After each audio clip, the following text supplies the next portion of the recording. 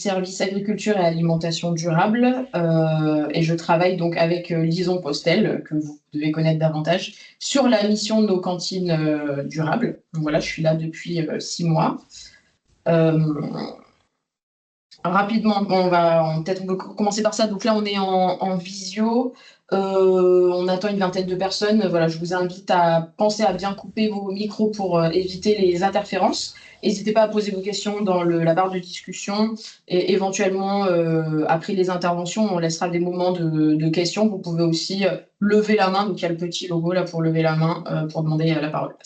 Voilà, donc juste en mise de contexte, donc le réseau Nos Cantines Durables, c'est une mission dans le cadre du projet alimentaire territorial qui est coporté par donc la métropole Aix-Marseille-Provence et le PETR du Pays d'Arles. Donc c'est une politique publique qui agit finalement à l'échelle des Bouches-du-Rhône. Et donc aujourd'hui, on va parler des achats durables en restauration collective. Donc, ça représente quand même au niveau du département 60 millions d'euros d'achats alimentaires par an. Donc, c'est un levier sur un territoire qui, notamment en termes de fruits et légumes, est extrêmement producteur. On a un gros bassin de production de fruits et légumes. Et après, juste petit chiffre aussi pour remettre en perspective, le levier de la restauration collective, 100% des fruits et légumes du volume de fruits et légumes consommés en restauration scolaire, donc on prend école aussi collège et lycée, ça représente seulement 1,4% des volumes totaux de légumes, par exemple, ou 1% des volumes totaux de fruits produits dans les Bouches-du-Rhône. Donc voilà, c'est un levier, mais voilà, qui est important, mais voilà, on produit beaucoup sur le territoire. Aujourd'hui, on va parler des achats durables dans le cadre d'une gestion directe. Donc, sur les communes du territoire du département, 50% des communes sont en gestion directe, donc la moitié, et 50% sont en gestion concédée. Mais la gestion concédée, ça représente une majorité en termes de repas, donc plus de 60%, notamment parce que donc, il y a la ville de Marseille, voilà, avec ses 6 millions de repas par an, qui est en gestion concédée. Donc voilà, mais malgré tout, il y a 50% des communes qui sont en gestion directe, et donc c'est notamment à elles qu'on s'adresse aujourd'hui. Petit retour très rapide sur les ressources qui sont à votre disposition dans le cadre du réseau Nos Cantines Durables, notamment un guide des fournisseurs locaux qu'on a actualisé, notamment parce qu'on a fait le 11 décembre dernier une rencontre fournisseurs-acheteurs à Oreille. Et donc on a actualisé, on a rajouté quelques fournisseurs locaux. Donc il est disponible en ligne, on vous laisse le consulter. Vous rappelez aussi que vous pouvez candidater à l'appel à projet Nos Cantines Durables pour bénéficier d'un accompagnement d'un bureau d'études expert en restauration collective ou en marché public, voilà, selon vos besoins. Donc, pareil, vous avez les éléments en ligne. L'accompagnement collectif, voilà, donc notamment aujourd'hui, donc un grand programme de webinaires, de formations et de visites. Voilà, je vous laisserai consulter à nouveau le programme en ligne. Et puis, vous rappelez aussi que vous pouvez demander à ce qu'on vous livre un petit livret pédagogique Tout un monde derrière ton assiette que vous pouvez avoir gratuitement. C'est un petit livret pédagogique autour de la diète méditerranéenne notamment, à destination des élèves de cycle 3. N'hésitez pas à le demander si ça n'est pas déjà fait. On peut vous le livrer en commune. Donc ça, c'est pour l'introduction sur le projet alimentaire territorial. Très rapidement, le programme de l'après-midi. Il y a Karine Pascal-Suisse de la DRAF qui va faire une petite introduction aussi sur les chiffres Egalim au niveau du 13 et la nouvelle campagne de télédéclaration. Et ensuite, je laisserai la parole donc, à Mathieu Tripot du bureau Déclic qui va voilà, venir plus en détail sur la loi Egalim et climat résilience, une présentation des bases réglementaires des marchés publics et une méthodologie de construction d'une stratégie d'achat. Et puis, on continuera par 2 retours d'expérience.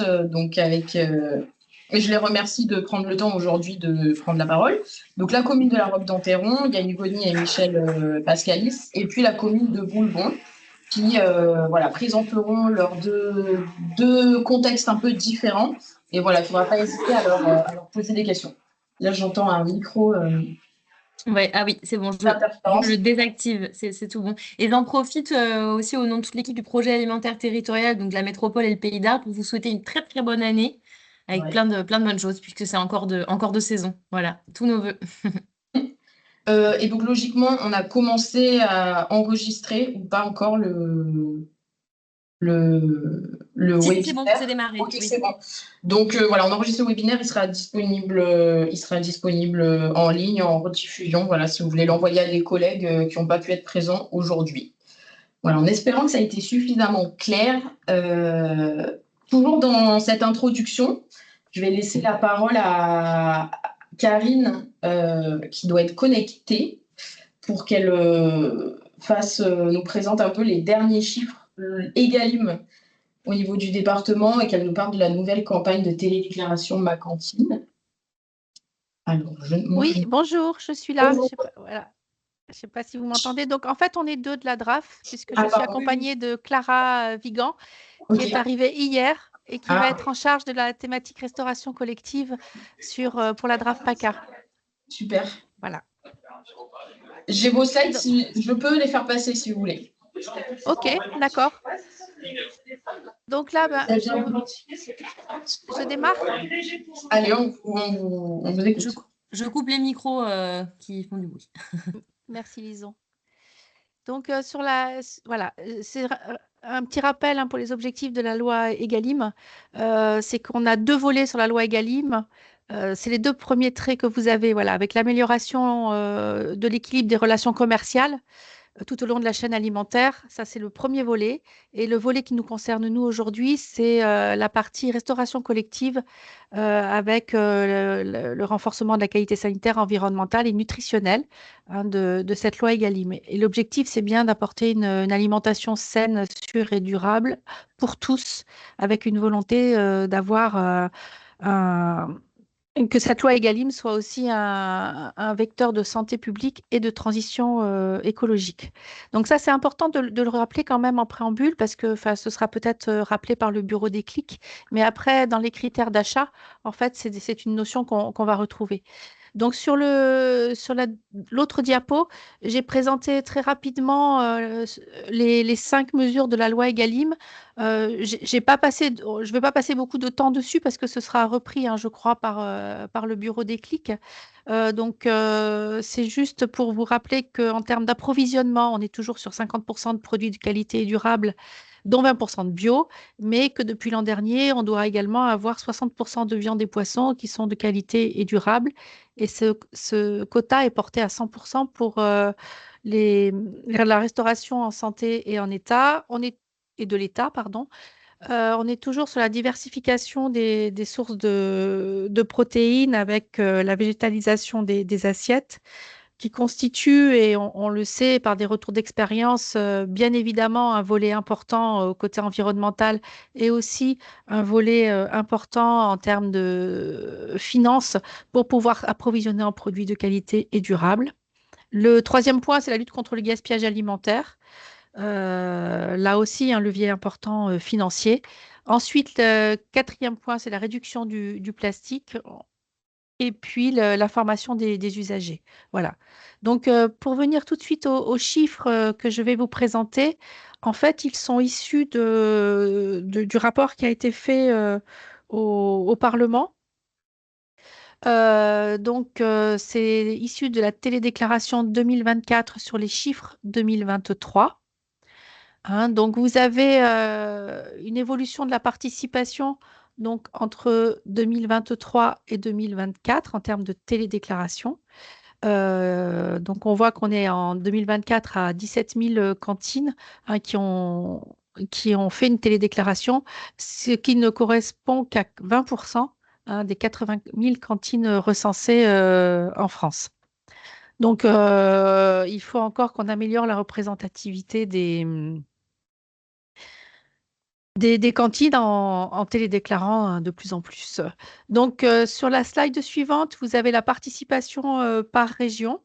Donc, À noter qu'on est bien positionné en région Provence-Alpes-Côte d'Azur, et notamment avec le travail fait par le réseau Nos Cantines Durables, puisque c'est vrai qu'on a un nombre de cantines qui ont été déclarées qui est particulièrement importante dans les Bouches-du-Rhône, et notamment au niveau de la restauration collective scolaire.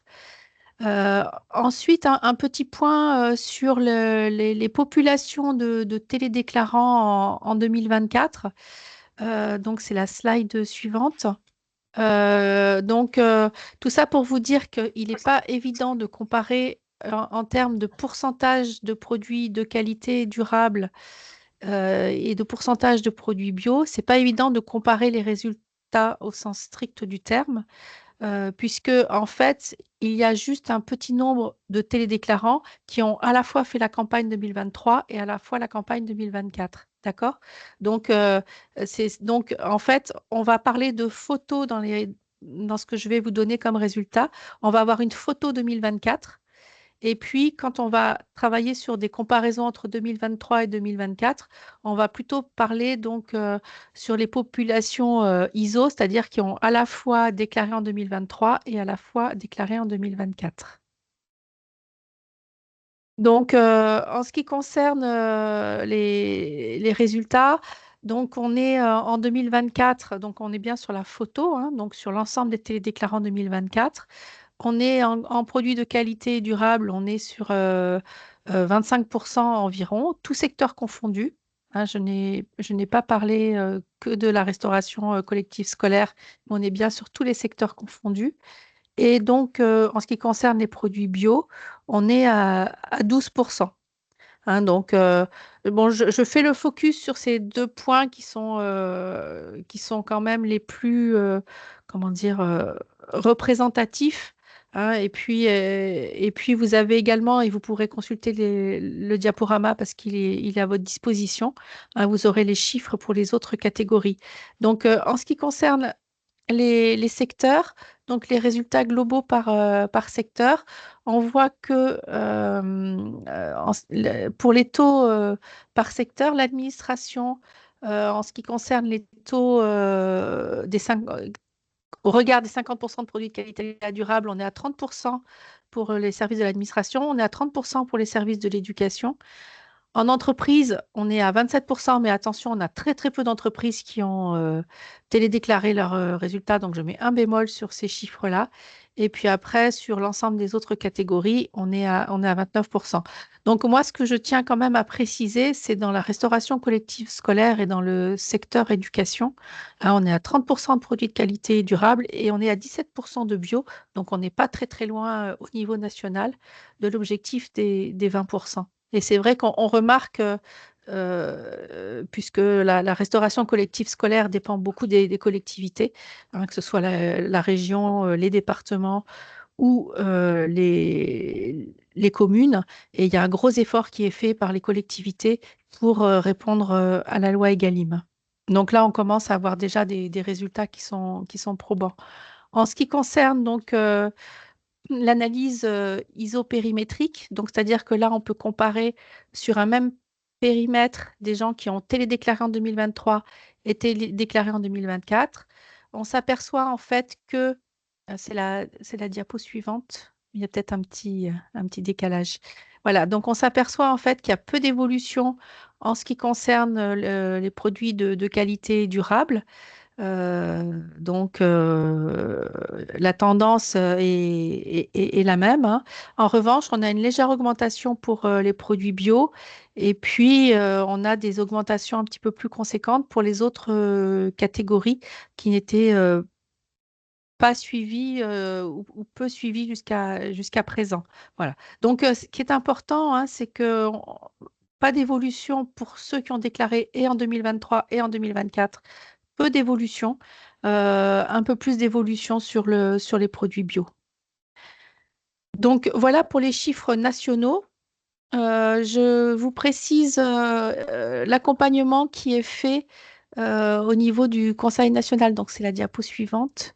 Au niveau du Conseil national de la restauration collective, on a un accompagnement qui est très important et on a notamment des guides hein, qui ont été faits pour adapter les marchés publics. Alors, face à l'évolution de prix imprévisibles, ça c'était par rapport à l'inflation, mais on a aussi des guides. euh, et on a aussi des guides hein, qui travaillent qui précise ce qu'il faut faire quand on est en gestion concédée et quand on est en gestion directe, notamment sur les marchés publics.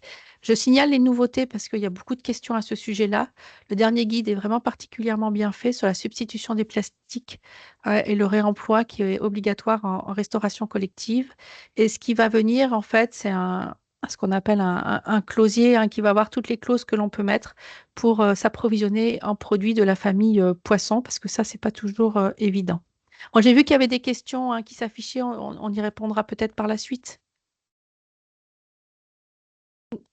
Donc, sur la diapositive suivante, un petit mot sur la plateforme Ma Cantine. Donc, c'est toujours la même plateforme hein, qui sert pour la télédéclaration. Vous savez que sur cette plateforme, il y a trois cibles comment dire, de public, c'est-à-dire que soit c'est pour des gestionnaires en restauration collective, hein, pour comment gérer et visualiser les objectifs que je me fixe. Le deuxième point, c'est l'évolution dans la collectivité.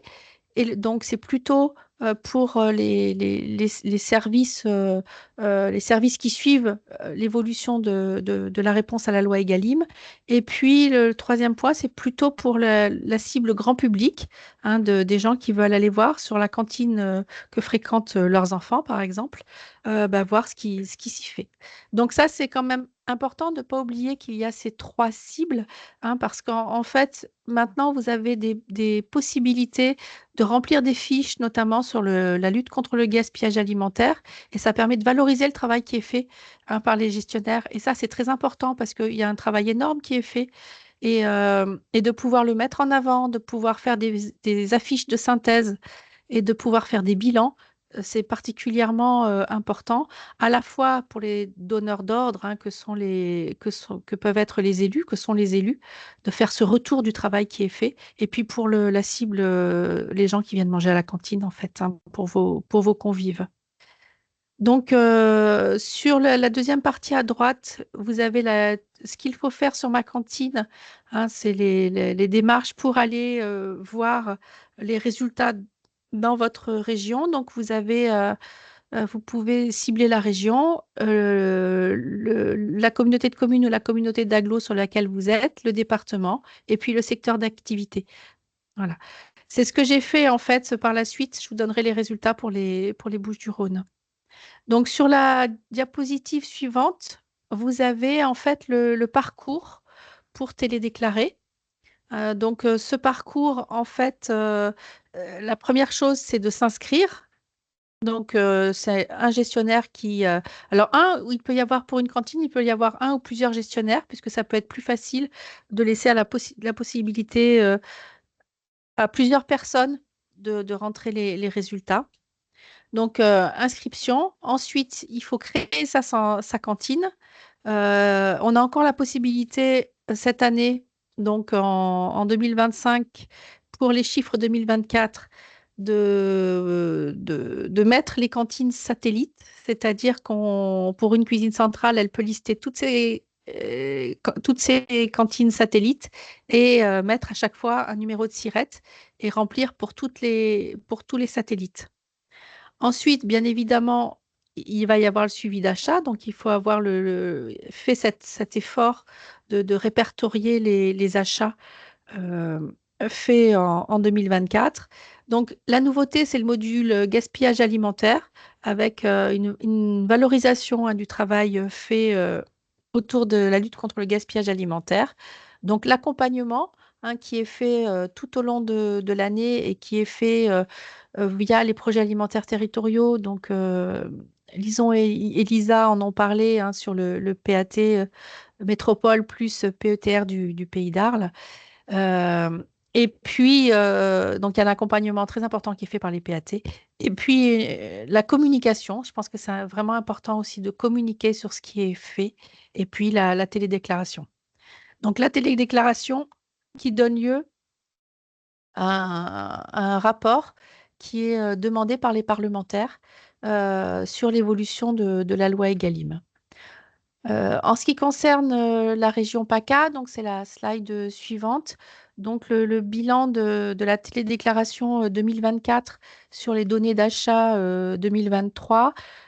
Donc en région PACA, on a à peu près 45% des cantines de la région qui sont inscrites et on en a 27% qui ont télédéclaré.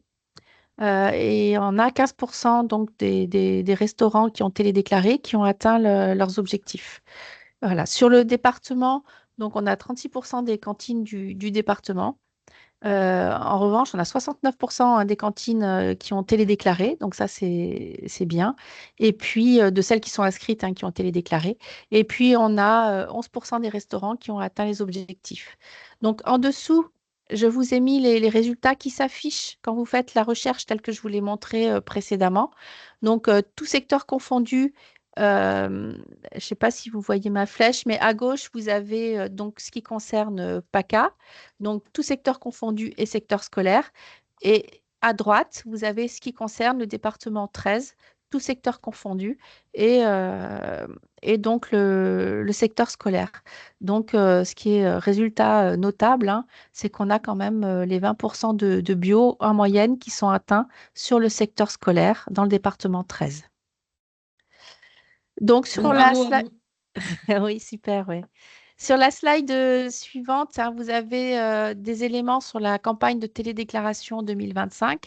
Donc, elle est ouverte jusqu'au 31 mars 2025. Donc, un conseil, c'est d'essayer de commencer à télédéclarer, puisque nous, on voit bien les pics de fréquentation, c'est à la fin de la période de télédéclaration. Donc, essayez effectivement de commencer à télédéclarer le plus rapidement possible. Et évidemment, tous les responsables légaux des services de restauration collective sont concernés. Vous avez des liens avec des webinaires qui vont arriver et qui vous donnent des tutoriels en fait pour pouvoir télédéclarer. Et vous avez une adresse mail qui est dédiée pour les questions relatives à la télédéclaration ou l'aide sur la plateforme. Voilà. Donc, dernier point, mais je ne vais pas présenter les 3 dernières diapositives parce que j'ai parlé de levier financier, parce que c'est souvent ce que l'on entend, le retour qui peut être fait sur le coût de cette loi Egalim. Et il y a un levier financier qui est très important, c'est le programme Les fruits à l'école, puisque on a quand même on a de plus en plus d'écoles et de cantines qui adhèrent à ce programme. Donc, à titre d'exemple, un établissement qui fournit 300 repas jour, bon, c'est beaucoup, vous n'êtes peut-être pas beaucoup à être dans ce cas-là, mais les lycées, oui, les collèges, oui. On peut obtenir jusqu'à 6 000 euros de subvention pour une seule période, donc 18 000 euros de subvention pour l'année, pour pouvoir financer l'achat de produits bio et durables. Et pour information, sur la région PACA, on a distribué, donc il y a eu 1 million d'euros payés de subventions sur la région PACA. Voilà. Donc je pense qu'il ne faut pas se priver de cette aubaine-là. Autant il y a quelques années, c'était compliqué, autant maintenant, c'est quand même nettement moins compliqué d'adhérer au programme Les fruits à l'école. Et je sais qu'il y a un accompagnement qui est fait par les deux animatrices, Lison et Elisa, autour de ce programme. Et je suis à disposition, bien évidemment, pour continuer à vous aider. Donc, on va passer directement à la slide de 19. Vous avez les coordonnées, donc là, c'est les chiffres que je vous ai donnés. Voilà. Donc, je vous ai remis les contacts pour ma cantine, les contacts France Agrimaire pour adhérer au programme, et puis nos contacts à Clara et à moi pour si vous avez des questions autour de la loi Egalim et de la télédéclaration. Merci beaucoup. Merci pour tous ces éléments. C'est super, super clair. Je regarde si on a quelques questions. Il y avait une remarque donc sur la loi Egalim et ce qu'on fait remonter des cantines, voilà, sur la prise en compte des produits de proximité qui ne sont pas valorisés par la loi Egalim. Euh, voilà, donc ça, effectivement, Bah, la notion je peux y répondre sociale, ouais, rapidement ouais. ouais, si tu veux vraiment, parce que c'est en fait, il n'y a pas de définition officielle de. Alors, déjà, là, on parle de deux notions différentes parce qu'il y a les produits en circuit court, où ça veut dire que dans le schéma de distribution entre le consommateur et le producteur, il y a un seul intermédiaire. Donc, ça, c'est la définition d'un circuit court. Et ensuite, il y a les produits de proximité. Donc là, on est sur deux notions différentes parce que circuit court ne veut pas forcément dire produit de proximité. Et voilà, donc on est sur deux notions différentes. Autant la notion de circuit court, elle existe, la définition officielle existe, autant un produit local ou un produit de proximité, il n'y a pas de définition. Donc, et ces produits ne rentrent pas en compte dans la loi Egalim. Mais je pense que le bureau des clics vous expliquera peut-être qu'il y a des possibilités, notamment en travaillant sur la rédaction des marchés. Voilà. Tout à Je fait. passe la main. Et c'est un bien beau passage de témoin. Je vous en remercie, Madame Pascale Suisse. Si tu veux, Lisa, je peux le partager directement. Comme Et ça, moi. hop, je pourrais garder la main sur les slides. Écoutez, ravi d'être présent aujourd'hui pour échanger autour de la question des achats durables en gestion directe pour la restauration collective. Je me présente très rapidement. Donc moi, je suis Mathieu Tripot, je suis consultant au sein de l'Agence des Clics. Je suis spécialisé sur les questions d'achat public et d'achat responsable. Et donc, j'ai le plaisir d'accompagner sur ce webinaire. Euh, Très rapidement, hein, les sujets vont être plutôt partagés dans un premier temps. Quelques éléments de contexte. On entendait parler de la proximité et de ces éléments en matière de proximité. Je vais un petit peu vite. Et puis, repartager dans un second temps plutôt quels sont les leviers tout au long du parcours de l'acte d'achat que l'on peut mettre en œuvre. Déjà, quand on parle d'achat durable, je le représente, vous en avez certainement déjà entendu parler ou vu ce schéma sous cette forme-là. L'achat durable, c'est la prise en compte des enjeux sociaux, économiques et environnementaux sur l'acte d'achat. Donc c'est vraiment le regroupement de ces trois aspects, la dimension sociale, la dimension économique et la dimension environnementale. Et c'est à partir du moment où on prend en compte tous ces aspects-là que l'on a un achat durable, que l'on a un achat responsable. Ce qui signifie aussi que la dimension économique ne doit bien évidemment pas être exclue puisque l'on parle quand même de l'achat. Sur l'aspect environnemental, je fais un petit focus sur ce point-là, puisque la loi climat et résilience imposera à tous les acheteurs publics, pour l'ensemble de leurs achats, donc forcément la restauration collective et la gestion directe sera concernée à terme, au plus tard en août 2026, de sélectionner, dans le cadre des critères de jugement, les fournisseurs, les personnes qui vont approvisionner la restauration sur la base d'un critère environnemental. Donc, à partir de 2026, dans un an et demi, tous les marchés devront forcément prendre en compte un critère environnemental. Donc ça, c'est un aspect à intégrer, mais c'est aussi, pour le coup, pour le sujet qui nous intéresse et pour utiliser des leviers en matière de commande publique pour favoriser les achats responsables, mais aussi les achats locaux, c'est un des éléments, bien évidemment, que l'on peut prendre en compte. En matière d'achat, si on fait un focus un petit peu plus gros, puisque là on va parler d'achat de denrées alimentaires dans le cadre d'un approvisionnement direct, ce qu'il faut avoir en tête, c'est que la part des denrées, il y a plusieurs études qui démontrent que ça la représente 25%, soit un quart du coût total d'un repas. Le reste du coût étant quasiment pour la moitié les ressources humaines associées pour la fabrication de ce repas, et puis le fonctionnement, donc l'électricité, l'énergie, les produits qui sont utilisés pour faire fonctionner tout le matériel, et l'amortissement du matériel nécessaire à la préparation du repas. Donc quand on va parler de coûts denrées, de coûts des denrées alimentaires, il faut aussi garder en tête que cela représente en moyenne, ça dépend forcément des acheteurs, des structures et des organisations, mais un quart du coût total du repas. Et en général, on constate aussi dans la restauration collective que le coût qui est payé par les convives, en tout cas par les familles, n'est pas ce coût total, il n'est qu'une partie de ce coût total, de ce coût réel finalement du repas. Ceci étant dit, et si on revient sur la loi Egalim, et ça a été très bien présenté tout à l'heure, on a eu dans le temps plusieurs lois Egalim et donc plusieurs obligations en matière de restauration, en matière de marché public. Premier temps, l'expérimentation du menu végétarien par semaine qui a été rendue obligatoire par la loi climat et résilience. En ce qui concerne tous les plastiques, dans un temps progressif, donc dans un premier temps, toute l'interdiction de produits type bouteilles d'eau, couverts, plastique et plateau repas en plastique. Et puis, depuis le 1er janvier 2025 et de manière progressive, en fonction de la taille des collectivités, tout ce qui va être interdiction des contenants alimentaires, de cuisson, de réchauffe et de services en plastique. Donc une part sur le végétal, une part sur la suppression du plastique. Et puis, on le retrouve depuis le 1er janvier 2022, les fameux produits durables et de qualité, dont au moins 20% de produits biologiques. On le rappelle, on s'intéresse ici à la part des achats. Donc, ce qui est calculé, ce sont des montants d'achat, des euros qui sont pris en compte, des euros hors taxes qui sont pris en compte pour calculer ces 50% de produits durables et de qualité, voire 60% pour les viandes et les poissons, et 20% de produits biologiques. On retrouve sur le site macantine.gouv.fr l'ensemble des labels et des signes officiels de qualité. Donc label rouge, les AOC, les AOP, l'IGP, la spécialité traditionnelle garantie, le label HVE, l'écolabel pêche durable, tous les produits des régions ultra-périphériques, le commerce équitable, la mention fermier ou produit à la ferme ou produit fermier, dans le respect bien évidemment du code rural et de la pêche.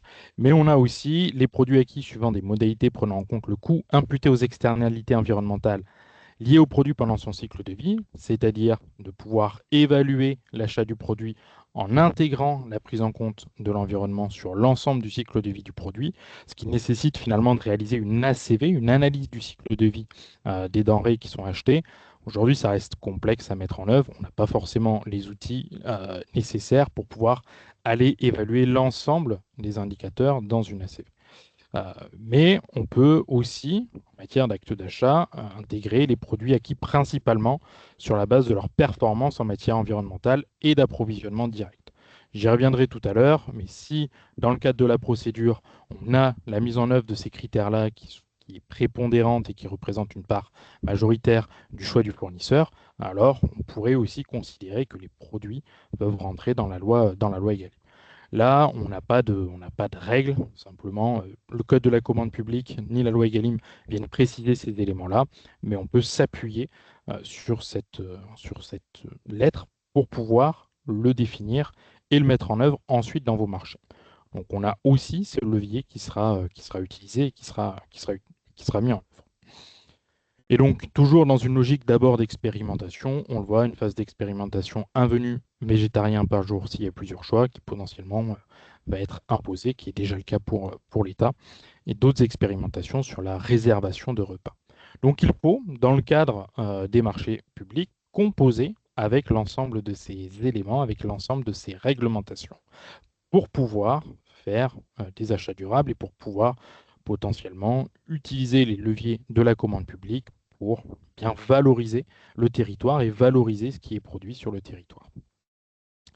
Puisque l'on parle de territoire, vous voyez tout à l'heure la question des achats de proximité, on a effectivement le circuit court qui est défini, qui a une définition officielle, et le circuit court, c'est avant tout un mode de commercialisation. Donc, ce qui intéresse, ce n'est pas la proximité géographique, mais c'est le mode de commercialisation en s'intéressant au nombre d'intermédiaires. Donc, le circuit court est considéré à partir du moment où le produit soit est vendu directement par le producteur, soit à partir du moment où il n'y a qu'un seul intermédiaire entre le producteur et le consommateur final. Si on fait un parallèle avec la restauration collective, finalement, le consommateur final, ce n'est pas le restaurant scolaire, ce sont les convives, les élèves de ce même restaurant. Et donc, on pourrait considérer qu'il y a un circuit court uniquement dans le cas où le restaurant achète directement ses produits à l'exploitant, directement au producteur. Là, on pourrait éventuellement rentrer dans le circuit court. Donc, circuit court, on l'a, mais ce n'est pas une logique de proximité, c'est une logique forcément d'intermédiaire. Alors, on retrouve cette logique d'intermédiaire, hein. Le code de la commande publique permet tout à fait de valoriser les approvisionnements directs de produits de l'agriculture, forcément si dans la mise en œuvre, cela n'est pas source de discrimination entre les fournisseurs. Dit autrement, dans la mise en œuvre de ce critère, il ne faut pas tomber dans du localisme, c'est-à-dire avoir une considération géographique pour sélectionner les fournisseurs. Ça, ce n'est pas possible. Néanmoins, à travers ce critère, si on vient valoriser des fournisseurs qui ont des pratiques en matière d'approvisionnement direct de produits de l'agriculture, eh bien, cela fonctionne et on peut tout à fait le valoriser dans le cadre de la commande publique. Donc, en s'inspirant de la définition du circuit court, on peut la mettre en œuvre et on peut la transposer dans le cadre des marchés publics. Mais, disons-le dès à présent, le localisme en tant que tel, lui, est interdit. Et ça a été très bien rappelé tout à l'heure, il n'y a pas de définition d'un produit local. J'aime aussi à dire que moi, qu'il y a autant de définitions du produit local qu'il y a de restaurants. Finalement, chacun a sa vision du localisme, de qu'est-ce qui est local, de qu'est-ce qui ne l'est pas. Pour rappel, avant de rentrer dans le vif du sujet et dans la présentation des différents leviers que l'on peut utiliser pour réaliser des achats durables en gestion directe, il y a 3 grands principes fondamentaux dans le cadre de la commande publique.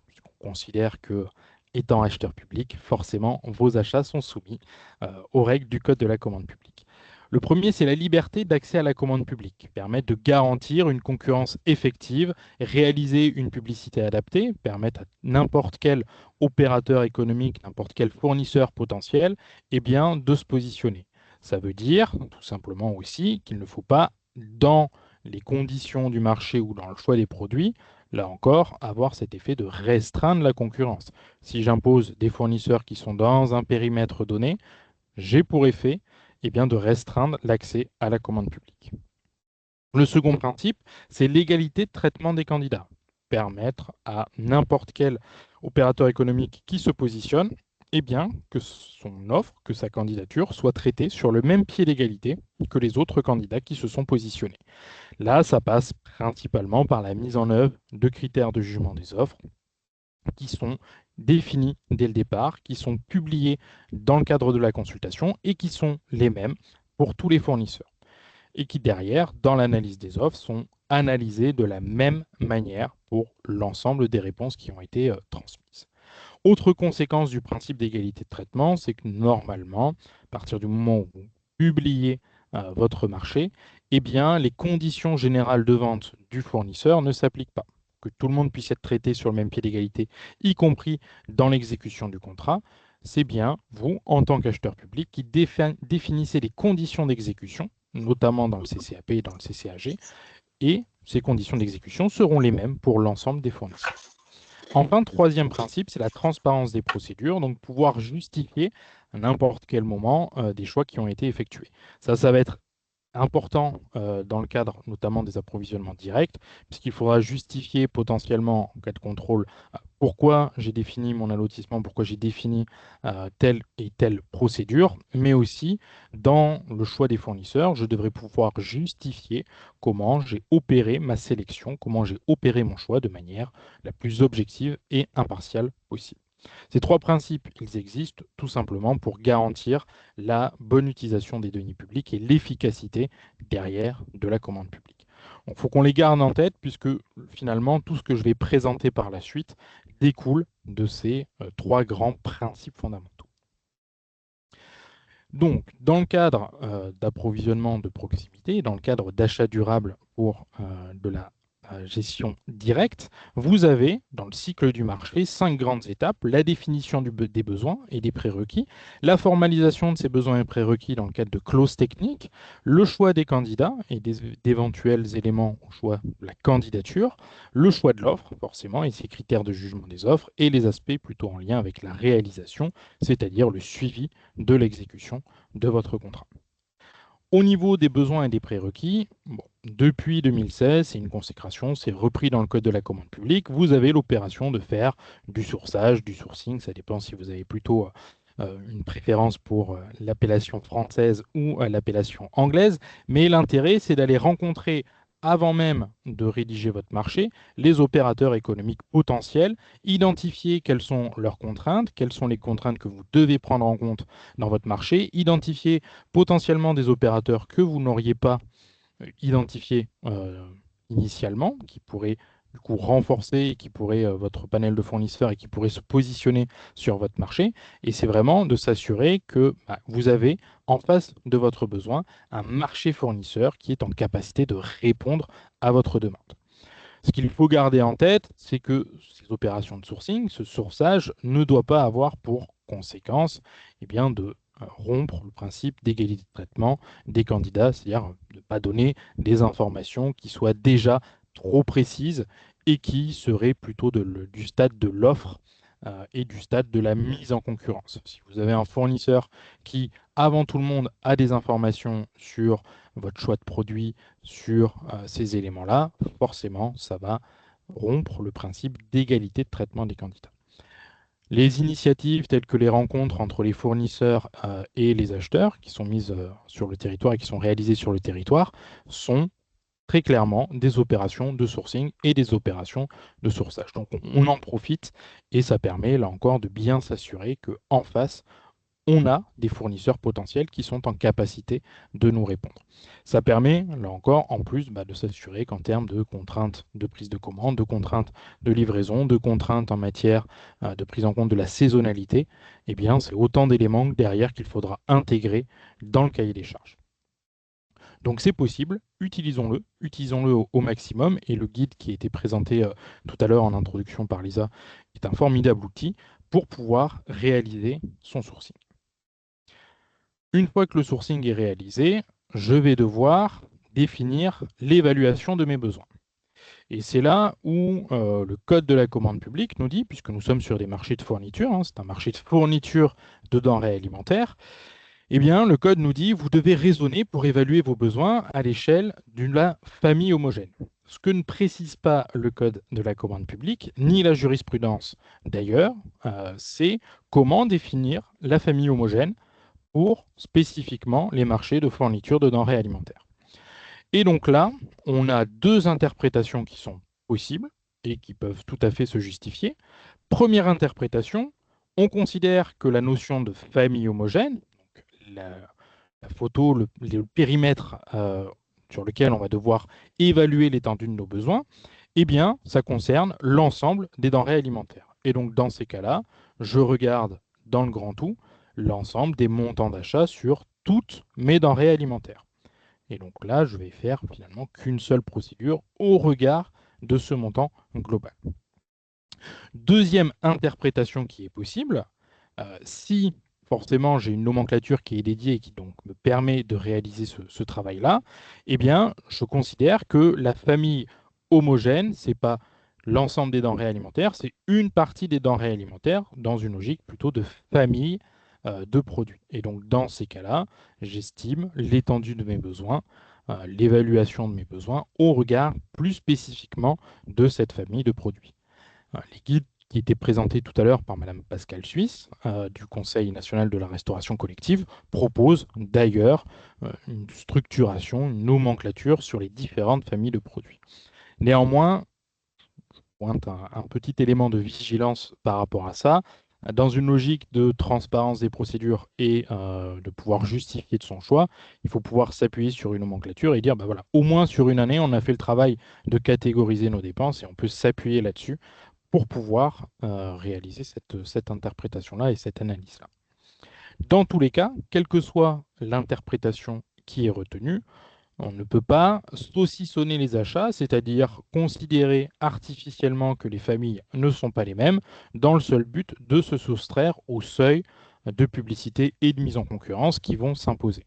Ça veut dire, là, je considère artificiellement que ma famille homogène, je n'ai pas de nomenclature sur laquelle m'appuyer, ou je vais considérer au global, mais je sors une partie parce que ça me permet de passer en dessous des seuils.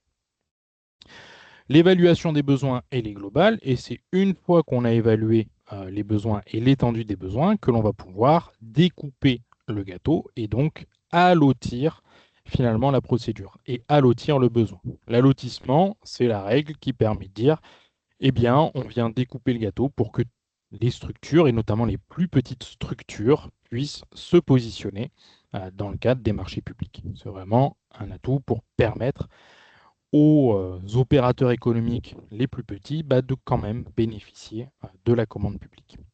L'allotissement, c'est une obligation. Donc, par principe, à partir du moment où j'ai une procédure, je dois l'allotir. Et pour les denrées alimentaires, c'est assez cohérent puisqu'on n'a pas les mêmes fournisseurs en face. Ce que ne précise pas, là encore, le code de la commande publique, c'est je dois allotir. Donc, si j'ai de l'eau, j'ai alloti. Si j'en fais 2, 10, 15, 20, 100, 150, eh bien, finalement, il n'y a pas de règle particulière par rapport à ça. La seule contrainte, c'est que potentiellement, si j'ai des lots qui sont trop petits, je pourrais avoir des opérateurs qui décident de ne pas se positionner et donc d'avoir des réponses qui soient infructueuses. Donc c'est un équilibre entre le nombre de lots que je veux faire, donc la finesse à laquelle je veux découper mon besoin, et les opérateurs économiques qui sont en face. C'est aussi un élément à regarder, puisque plus vous avez de lots, chaque lot étant considéré comme un contrat, potentiellement, si vous avez 150 lots, vous pourriez avoir 150 fournisseurs. Et donc, 150 factures par mois à traiter. Donc, c'est aussi un élément à avoir en tête. Une fois que j'ai défini mon besoin, je décompose mes lots, je découpe mon besoin en différents lots. Donc là, c'est l'exemple de nomenclature qui est donné par le Conseil national de la restauration collective. C'en est un. Et ça va me permettre, là aussi, d'évaluer mes besoins sur ce périmètre-là. Donc, des exemples d'allotissement, on peut avoir des choses assez succinctes, voire des choses beaucoup plus détaillées en fonction du sourcing, en fonction de ce qui est disponible sur le territoire, en fonction aussi des choix qui sont réalisés d'avoir des fournisseurs plutôt spécialisés. Donc là, je vais découper le besoin, ou des fournisseurs qui sont plutôt grossistes, qui sont en capacité de me livrer plusieurs types et plusieurs typologies de produits. Donc là, je pourrais me permettre d'avoir un peu moins de lots. Tout dépend de ce que j'achète, des produits sur lesquels j'ai envie d'aller en matière locale, d'aller en matière d'achat responsable parce qu'il y a une offre de proximité. Tout dépend finalement de ce que j'ai envie de faire. Donc l'allotissement, c'est là où ça va me permettre de définir combien de contrats j'aurai à la fin et donc potentiellement combien de fournisseurs. L'avantage dans l'allotissement, et si je refais le lien avec la loi Egalim, d'avoir des lots, par exemple, dédiés aux produits issus de l'agriculture biologique, eh bien, pour pouvoir computer et faire ressortir les montants d'achat, vous pouvez vous dire que forcément, tout ce qui est issu du lot agriculture biologique est considéré comme étant comme étant dans la loi Egalim. Par exemple, sur le tableau qui est à droite, le lot numéro 1, fruits et légumes biologiques, je sais que tous mes achats à mon fournisseur du lot 1 sont considérés comme étant des achats issus de l'agriculture biologique, donc rentrant dans les 20% de produits issus de l'agriculture biologique. Donc ça peut faciliter derrière le suivi. Ce n'est pas une obligation, mais ça permet aussi, au-delà de faciliter le suivi, de flécher vers des fournisseurs qui peuvent me fournir uniquement et exclusivement des produits issus de l'agriculture biologique. Une fois l'allotissement réalisé, j'ai la possibilité, et donc là aussi c'est un levier en matière d'achat responsable, j'ai la possibilité d'aller passer des mini-lots. Alors je mets des guillemets puisque la notion de mini-lot en tant que telle n'existe pas au sens juridique, mais elle existe bien. On a bien l'article R2122-8 du Code de la commande publique. Mini-lot, c'est un peu plus sympa que ce numéro d'article, mais bon, c'est comme ça, qui me permet du coup de passer certains lots sans publicité ni mise en concurrence à partir du moment où les lots ne dépassent pas 40 000 € hors taxe, donc individuellement, et que en cumulé, ils ne dépassent pas 20% du montant total estimé du besoin. Dans ces cas-là, j'indique dans mon règlement de consultation, donc dans ma consultation, l'ensemble des lots, et je précise qu'une partie sera traitée sans publicité ni mise en concurrence. Donc ici, sur un achat où là je considère, première interprétation, les denrées alimentaires prises dans leur ensemble, on a 500 000 € sur 4 ans, et donc j'ai la possibilité de passer des mini-lots tant que chaque lot pris de manière individuelle ne dépasse pas 40 000 €. Donc dans mon exemple, le lot 3, ça ne marche pas parce qu'il fait plus de 40 000 €, et que le cumul de tous ces lots ne dépasse pas 20% du montant total, donc dans mon cas présent, 100 000 euros. Et donc là, j'ai fait un exemple, on a plusieurs combinaisons possibles et qui me permettraient de dire, eh bien, dans ce cas-là, les lots qui sont identifiés, donc si je prends mon deuxième exemple, le lot 2 et le lot 5, fruits et légumes biologiques et produits laitiers et ovoproduits, eh bien, j'explique que j'ai bien pris en compte dans l'estimation de mes besoins les montants et ce périmètre-là, mais pour autant, ces deux lots, je les attribuerai sans publicité ni mise en concurrence, donc en gré à gré, auprès de fournisseurs que j'ai définis et avec qui je souhaite travailler. Et donc dans ce cas-là, on est bien dans le respect de l'article R2122-8 du Code de la commande publique, c'est ce que l'on appelle du coup les mini-lots. Donc ça va me permettre d'avoir une procédure sur le reste, et ces lots-là, je vais pouvoir les attribuer directement. Donc c'est un levier, là encore, en matière d'achat durable. Notamment pour aller cibler des produits ou des petits fournisseurs locaux, sans avoir à passer par la réponse au marché. Et ça me permet aussi, puisque finalement je l'attribue sans publicité ni mise en concurrence, eh bien de redéfinir les règles du contrat que je souhaite, de redéfinir les termes du contrat comme je le souhaite et comme je l'entends. Une fois le besoin défini, on va pouvoir passer à la rédaction des clauses techniques. Et donc, vous retrouvez là aussi une boîte à outils Localim qui propose des éléments de rédaction pour, dans le cahier des charges, vous aider à rédiger pour valoriser les offres de produits locaux, pour valoriser les produits durables et de qualité. Je vous invite à aller la consulter pour vous en inspirer et prendre dans ces éléments-là les clauses qui sont intéressantes pour formuler votre besoin et formuler vos clauses techniques. Une fois qu'on a identifié le besoin, rédigé les clauses techniques, on va pouvoir s'intéresser aux critères de choix des fournisseurs.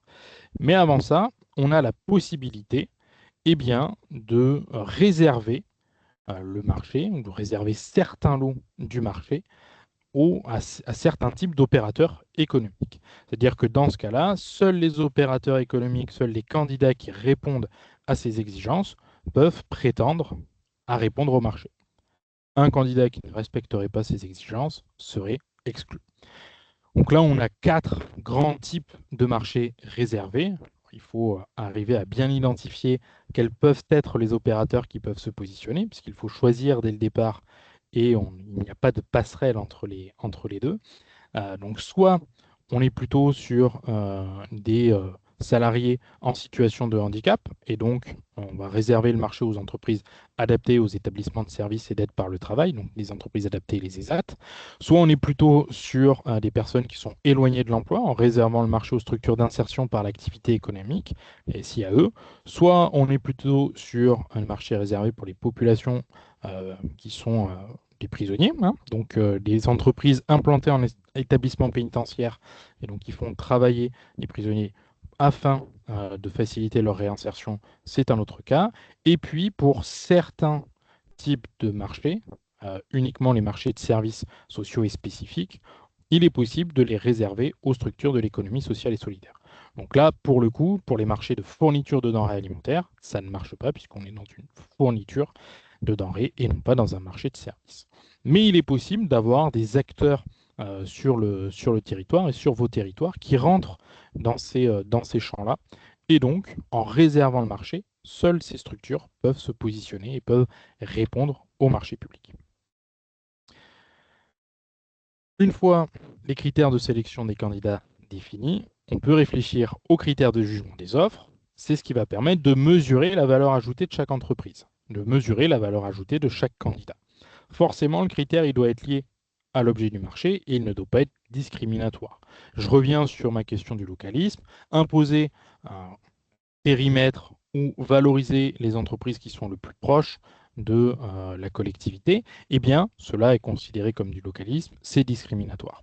Et un critère lié à l'objet du marché, forcément, il faut qu'il y ait un lien avec ce que je demande dans mon contrat ou les conditions de l'exécution de la prestation. Pour ça, on va pouvoir demander plusieurs éléments, notamment avoir des éléments dans le cadre technique, dans la réponse technique, sur la traçabilité, sur la description de la filière, sur les modes de transport qui sont utilisés, le conditionnement, pour pouvoir mesurer l'impact environnemental. En définissant les exigences en termes de qualité des produits, je vais aussi pouvoir évaluer la capacité des fournisseurs à répondre à ces exigences-là. Je vais pouvoir, dans un certain cas, lorsque c'est pertinent, eh bien, même évaluer la qualité des produits en demandant des échantillons, en demandant un maximum d'informations, un maximum de détails sur eh bien, la traçabilité qui est fournie par l'entreprise, ou que ce soit sur les viandes, notamment sur le type d'élevage, la nourriture et autres, ou sur les fruits et légumes, les informations entre le jour de cueillette, de récolte et la livraison, comment est-ce qu'on assure la biodiversité par la variété des espèces, comment on assure la saisonnalité, comment est-ce qu'on assure d'avoir des produits mûrs à point. Tout ça, ce sont des éléments qui sont forcément liés à l'objet du marché et sur lesquels je vais pouvoir m'appuyer pour juger les candidats. Je donne un exemple de ce que cela peut donner, de ce à quoi cela peut ressembler. Eh bien, ici, on a 4 critères: la démarche environnementale, la performance en matière de développement des approvisionnements directs de produits de l'agriculture, celui dont je vous parlais en introduction, le prix, qui reste un critère à part entière et sur lequel on ne peut pas faire l'impasse, et puis plutôt des éléments sur les conditions de livraison. Si je m'intéresse aux deux premiers, on les décompose en sous-critères, c'est-à-dire des points d'attention particuliers, des éléments sur lesquels on va mettre le doigt dans l'analyse des offres des candidats. Ici, on en a deux. Sur le premier, sur la démarche environnementale, la transparence de la rémunération aux producteurs, donc pouvoir interroger les fournisseurs sur comment est-ce qu'ils vont rémunérer les producteurs et comment est-ce qu'ils vont s'assurer d'une rémunération juste et équitable des producteurs. Et puis, quelles sont les mesures pour éviter, réduire et compenser les externalités environnementales de l'activité de leurs fournisseurs. Pour que les critères de jugement soient les plus pertinents possibles et qu'ils soient utilisés à bon escient, ce qui est recommandé, c'est plutôt d'avoir des cadres de réponse, c'est-à-dire vous formulez le cadre dans lequel vous souhaitez avoir la réponse, ce qui permet, là encore, de remettre tout le monde sur le même pied d'égalité. Les gros fournisseurs qui sont habitués et qui ont leur mémoire type, eh bien, devront remplir ce document, et les plus petits fournisseurs qui ne sont pas habitués devront simplement répondre à ces questions. L'idée étant, là encore c'est un exemple, mais à travers les questions, aller sur des éléments simples, sur des éléments que vous pouvez facilement vérifier, qui sont objectivables, sur lesquels le fournisseur peut mettre des éléments de preuve, et donc plus facilement, dans l'analyse des offres, vous pourrez garantir l'égalité de traitement des candidats. Par exemple, sur la transparence, ici, ce qui est demandé, c'est comment sont fixés les prix d'achat sur les produits référencés au bordereau de prix unitaire sur le ou les lots auxquels le candidat candidate. Donc, soit c'est un producteur agricole, donc a priori, il peut définir librement le prix qu'il indique au BPU, soit c'est un fournisseur qui travaille en direct, et donc, dans ces cas-là, deux options, soit les producteurs fixent eux-mêmes leur prix, soit le prix est déjà négocié, ou alors votre fournisseur achète lui-même à un revendeur, et donc dans ces cas-là, est-ce qu'on a de l'information, de la visibilité sur les prix qui sont payés aux producteurs. Et donc là, on peut voir que objectivement, entre un producteur agricole qui me garantit que bah oui, forcément, c'est lui-même qui fixe ses prix, donc il y a de la transparence, et un fournisseur qui achète ses produits à un revendeur et qui n'a pas de visibilité sur les prix payés aux producteurs, je vois bien qu'en face de moi, en matière de transparence de la rémunération, eh bien, j'ai bien deux offres qui ne sont pas équivalentes. La première obtenant plus de points que la dernière.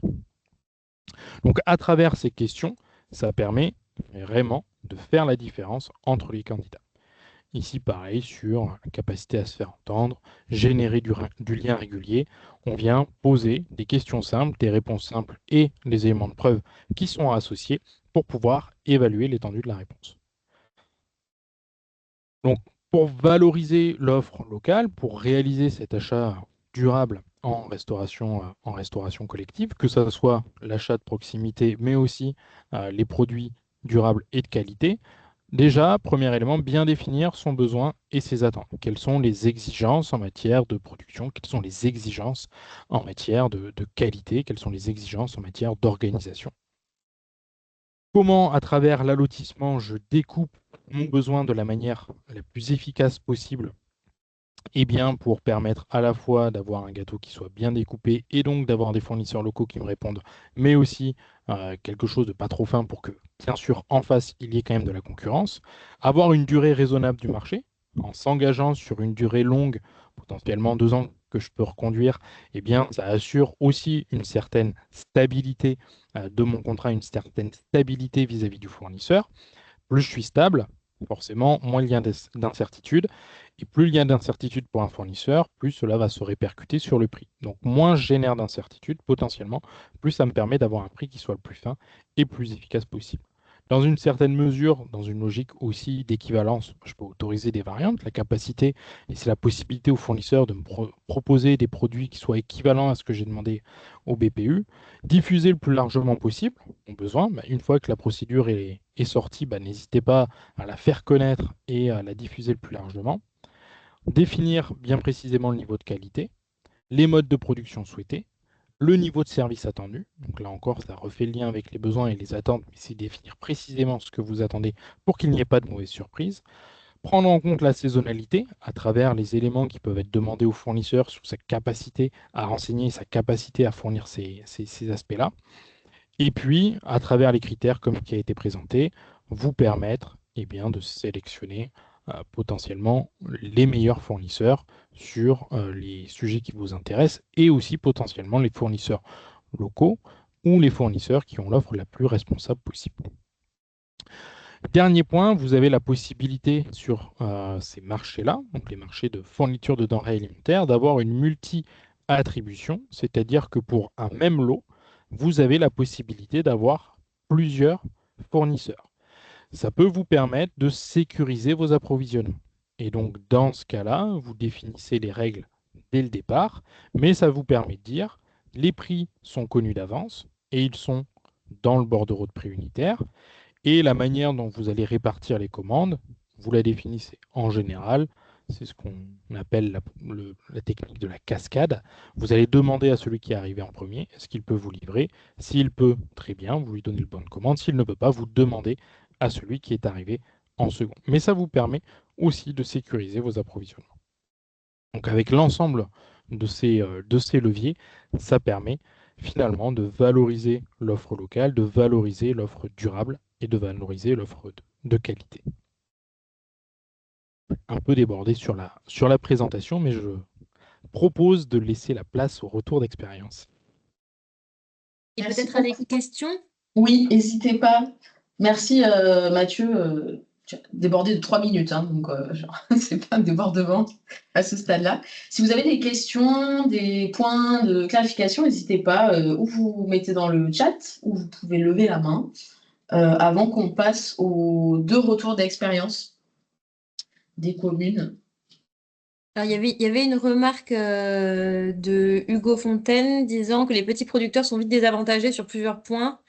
Il ne reste que les plus gros, c'est dommage. Peut-être je peux apporter une réponse. Nous, ce qu'on essaye de faire au niveau du projet alimentaire territorial, c'est justement les inviter à se regrouper, soit à rejoindre des plateformes ou des grossistes existants, soit à se structurer pour créer une offre commune. Mais effectivement, c'est quand même compliqué quand on est un agriculteur seul de répondre à un marché public. Ça se fait de manière très ponctuelle, mais dans tous les cas, c'est des métiers quand même complètement différents et qui nécessitent beaucoup de temps et beaucoup de technicité administrative. Et les agriculteurs n'ont pas forcément le temps de le faire.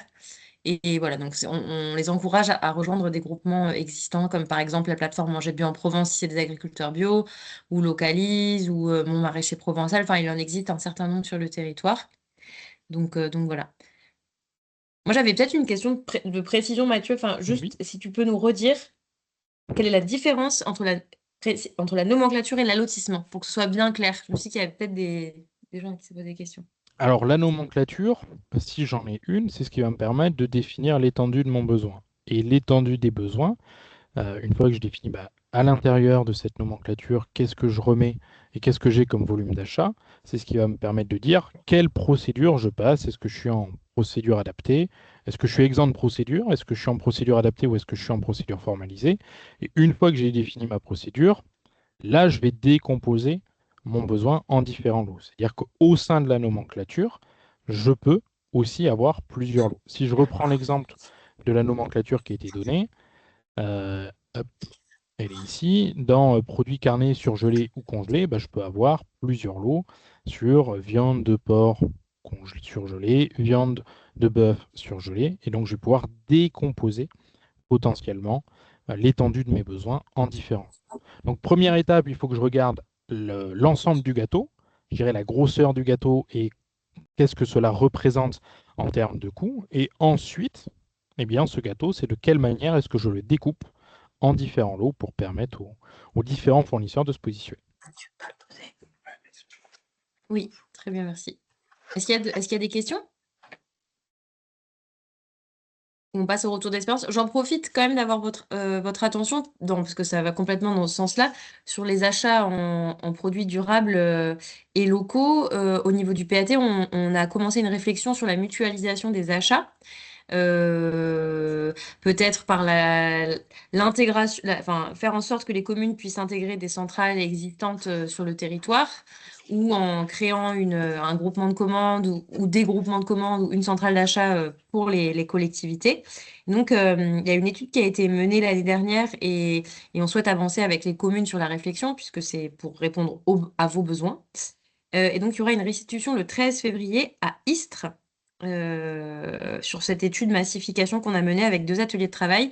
L'invitation n'est pas encore partie parce qu'on a des validations à faire pour le mail. Enfin bref, mais ça me paraît important de vous en parler aujourd'hui puisque si vous êtes là, c'est que vous êtes intéressé par l'achat durable et que ça pourrait être du coup des solutions qui pourraient vous intéresser de passer par des marchés publics qui seraient passés pour vous par une entité globale, quoi. Voilà, donc si ça vous intéresse, notez-le dans vos agendas, ce sera le matin. Et puis, il y aura l'étude qui sera aussi envoyée par mail, etc. Mais voilà, si d'ores et déjà ça vous intéresse, vous pouvez le noter. Voilà, je te laisse reprendre la main, Lisa, pardon. Merci, disons. Je vais passer la main du coup à l'équipe de la commune de la Roque d'Enterron, Yann Mugoni et Michel Pascalis. Alors, je vais repartager mon écran. C'est ici. Hop. Donc voilà, qui vont nous faire un retour d'expérience du coup sur, sur la commune et notamment qu'ils ont eu un accompagnement du coup du PAT sur ces questions-là. Donc voilà, sans plus attendre, je laisse la parole à Yann et Michel. Bonjour à tous, merci.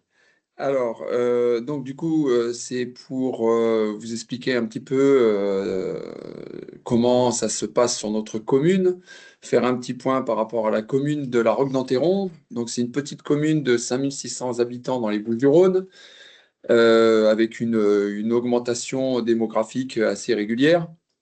C'est une commune qui a une fragilité sociale parce qu'il y a quand même 33% de logements sociaux. Si je vous explique ça, c'est pour vous donner le contexte financier de notre commune, puisqu'elle n'est pas identifiée comme une commune rurale, parce que trop importante, mais elle n'est pas non plus identifiée comme pour bénéficier d'aides comme des quartiers prioritaires, zones prioritaires, etc. Donc c'est vrai que on a un contexte un petit peu difficile. Malgré ça, on a des atouts, notamment un environnement de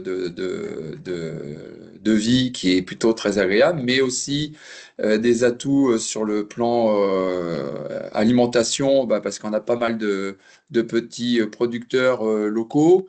On a des possibilités aussi de mise à disposition de terrain, et vous le verrez par la suite.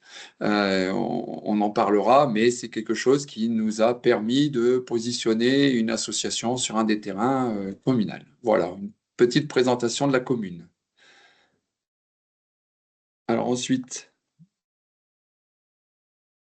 Sur le service restauration, la cuisine Marie Giraud, donc c'est la cuisine qui a été fabriquée en 2015 pour répondre à l'afflux de nouveaux élèves et pour répondre aussi à une nouvelle réglementation, parce qu'avant, la commune fonctionnait qu'avec des cuisines satellites, où chaque école fabriquait son repas en interne. Donc voilà, donc il y a une volonté politique de recentrer cette production sur un seul lieu. Donc la cuisine Marie Giraud a été créée. Elle a une capacité de production de 800 repas jour.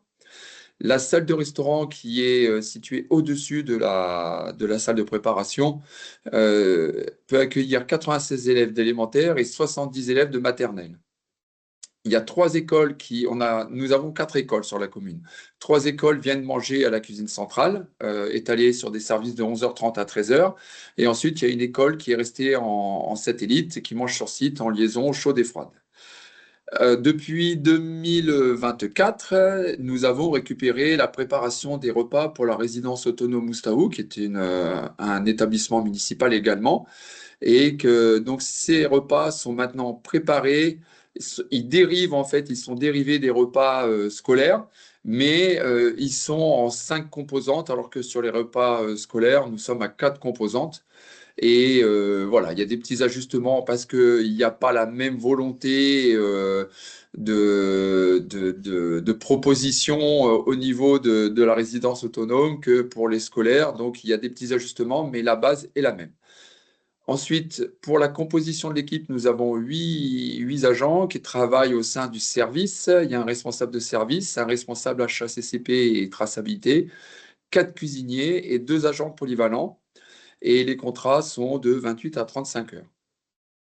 Et pour terminer, le service restauration est également sollicité pour les manifestations du village et les différents événements des élus. Alors en plus, on est une commune assez dynamique au niveau manifestation, parce qu'on a pas mal d'événements culturels sur la commune par rapport à nos bâtiments et à aux différentes associations du village qui mettent en place pas mal de choses.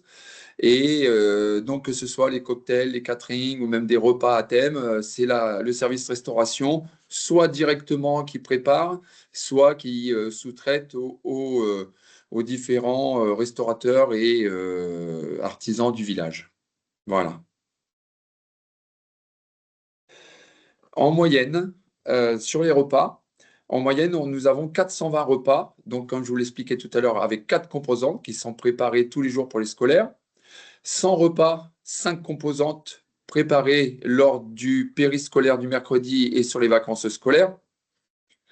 Ensuite, il y a 60 repas qui sont préparés pour la résidence autonome, 40 pour le midi et 20 pour le soir, 5 composantes. Et les petites particularités, les collations du centre de loisirs sont préparées par les enfants du centre lors d'un atelier cuisine tous les matins. Les mercredis et lors des vacances scolaires, il y a un groupe qui est détaché de la maison de l'enfance, du centre de loisirs, pour venir préparer la collation de 16 heures. Alors, ça peut être des 3-4 ans, des 5-6, des 7+, et avec l'aide d'un animateur, il prépare la collation de 16 heures. Voilà, à tour de rôle, ils viennent la présenter ensuite, le soir, ils viennent la servir au reste des enfants du centre de loisirs. La cuisine, en précision, le service est fermé 4 semaines par an, 2 semaines en août et 2 semaines à Noël. Et lorsque le service est fermé pour la résidence autonome, il fonctionne en préparation directe. Donc, le responsable de service restauration commande en amont les denrées pour les semaines de fermeture pour la résidence autonome et les plats sont préparés sur place. Alors, bien entendu, on en a parlé tout à l'heure. En amont, on applique la loi Egalim, on essaie de coller au mieux sur les 50% de bio local et label, et dont 20% minimum de bio. En complément, on a diversifié notre apport de protéines par un repas végétarien par semaine et un repas œuf aussi qui est proposé. Et pour terminer, on a un repas à thème chaque mois. Alors ça peut être des repas italiens, repas savoyards. Enfin voilà, et à chaque fois, alors ça c'est la petite touche, il y a toujours une animation. Dans la cantine auprès des enfants, on décore la salle de restaurant, on met une animation musicale, les enfants peuvent s'habiller en tenue du repas à thème. Enfin voilà, c'est un petit peu plus festif. Ensuite, concernant la dynamique locale, donc la commune est signataire d'un PAT de niveau 1 depuis 2020. Donc, comme je vous l'ai expliqué tout à l'heure, le terrain agricole on a un terrain agricole qui est mis à disposition d'une association d'insertion qui se nomme Seconde Pousse afin de produire des légumes en agriculture raisonnée. Ces légumes, on les retrouve sur notre alimentation puisque, vous le verrez par la suite, ils ont été intégrés à notre marché. Des animations pédagogiques sont proposées aux classes et aux centres de loisirs par cette association. Donc, il y a le responsable de l'association accueille des classes sur le terrain, mais il vient aussi en présentiel dans les écoles élémentaires pour expliquer la démarche de l'association, pour expliquer l'importance de la biodiversité, et, de l'importance de planter des haies dans les cultures, etc. Donc, c'est quelque chose, c'est une démarche globale. Et les enfants aussi participent aux plantations des légumes qu'ils vont récolter. Donc, souvent, en fait, ils viennent, par exemple, planter des salades. Ensuite, ils viennent constater que les salades poussent, etc. Et ensuite, ils les récoltent et ils les mangent au service restauration. Nous avons aussi les 2 écoles élémentaires et le centre de loisirs qui sont dotés d'un potager, qui est aussi du coup animé entre autres par l'association aussi Seconde Pousse. On a une commission cantine. On a mis en place une formation en partenariat avec le Loubatas, une formation en cuisine nourricière qui permet donc du coup de diversifier encore la source de protéines et apprendre à préparer des repas, à cuisiner avec de nouveaux aliments, avec d'une nouvelle façon. Voilà. Donc ça, c'est une formation qui est en partenariat avec le Loubatas. On a aussi un partenariat avec la maison de santé de la commune qui a mis en place dans les écoles le programme Le Petit Rocassier en bonne santé. Donc là, ce sont des animations dispensées par une diététicienne. Et entre autres, ça va parler des groupes d'aliments, sur les bonnes habitudes alimentaires, sur la nécessité de varier les apports, de faire d'une activité physique. Enfin voilà, c'est assez complet. Et aussi, depuis en 2025, on va mettre en place le projet Terre de cantine lors du temps méridien, qui va qui va proposer des animations aux élèves qui mangent à la cantine sur pareil, ça revient un petit peu sur le programme du petit rocassier. Ça veut dire qu'on va parler un petit peu des groupes d'aliments. On va aussi proposer aux enfants de préparer eux-mêmes un repas à thème ou de le décider. Et on va aussi donner la possibilité aux parents de venir participer lors du temps méridien à l'encadrement sur le temps du repas. Voilà. Donc ça, c'était pour la présentation un petit peu de ce que l'on fait au niveau de la commune et au niveau du service. Au niveau de l'accompagnement de la métropole, donc on a pu bénéficier de 2 accompagnements. Un accompagnement dans le cadre du renouvellement de notre marché des denrées en 2024 avec les agences Déclic donc de Mathieu Tripot et Vitamine de Tristan Guenec. Et nous avons aussi candidaté pour avoir un accompagnement dans le cadre de la réduction de nos biodéchets, le gaspillage alimentaire, puisque nous avons mis en place la valorisation des biodéchets sur la commune depuis 2025. Et pour éviter d'avoir trop de biodéchets, on s'est dit que c'était important de pas gaspiller en amont pour éviter que ça coûte trop cher. Et puis bon, dans un souci aussi écologique. Ensuite, le marché des denrées. Donc ça, c'était l'ancien marché des denrées 2021-2024. Donc, Michel, je prends la main, je continue, je poursuis sur ma lancée, Vas-y, mais vas-y, je t'en si tu prie. as besoin Vas-y, s'il y a des de questions, je compléter, répondrai. voilà. Donc en 2021, à l'époque, nous, aussi bien ma collègue que moi, on n'avait pas participé à la mise en place du marché. On n'était n'était pas là. pas, on Moi, n'était j'étais pas là. Voilà. Donc il y avait un marché des denrées alimentaires conventionnelles et un marché des denrées alimentaires bio. C'était les difficultés de ce marché, c'est qu'on avait un seul fournisseur pour les produits alimentaires conventionnels. Donc, ça nous limitait un petit peu et ça nous pénalisait souvent dans la disponibilité des produits. On s'est retrouvé souvent en difficulté de produits qui, en fait, on commandait les produits, mais ils n'étaient pas disponibles, on n'était pas prioritaire parce qu'on n'était pas une grosse cantine. Donc, des fois, on s'est retrouvé avec des modifications de dernière minute sur les repas. Donc, ça, c'était un premier souci. Et ensuite, l'autre souci, c'est que, entre autres, hein, c'était que notre association Seconde Pouce, à l'époque, ne pouvait pas passer en direct avec la commune. Elle était obligée de passer par une autre structure qui s'appelle Localise, pour ne pas les nommer. Et du coup, alors, ils nous livraient en direct, mais la facturation était impactée, passée directement par Localise. Donc, du coup, bien entendu, il y avait quand même, et c'est normal, il y avait un surcoût par rapport à ça de facturation parce qu'il y avait une gestion derrière tout ça. Donc, maintenant, sur le nouveau marché, on est passé en direct. Est-ce qu'il y a il y avait d'autres contraintes, Michel, plus techniques? Oui, pour moi, le non-allotissement n'était pas justifié, en fait, surtout sur le lot des denrées conventionnelles. Faut savoir que j'ai intégré la commune que seulement à partir du 1er janvier 2022, donc on a pris connaissance de ces marchés que par la suite. Et c'est pour ça que le souhait est de faire des modifications et de répondre au mieux aux besoins de la commune et à son fonctionnement. Voilà. Ensuite, sur le nouveau marché, on a travaillé, donc par rapport à ce que disait Michel, on a travaillé avec Mathieu Tripot et Tristan Guenec sur un nouveau marché avec des lots, mais on ne voulait pas avoir non plus trop de lots parce que bah, ça nécessite derrière une gestion importante et c'est vrai que on voulait simplifier au maximum. Donc on est parti sur 7 lots comme vous le voyez sur la diapositive. Et il y a lot 1, produits surgelés, lot 2, épicerie et boissons, autres denrées alimentaires, lot 3, produits laitiers et ovoproduits, lot 4, traiteur frais 5, 6 produits issus de l'agriculture biologique et 7 fruits et légumes en circuit court. Particularité sur le lot 7, on est passé sans publicité ni mise en concurrence préalable puisque son montant sur la durée du marché, 4 ans maximum, est inférieur à 40 000 euros.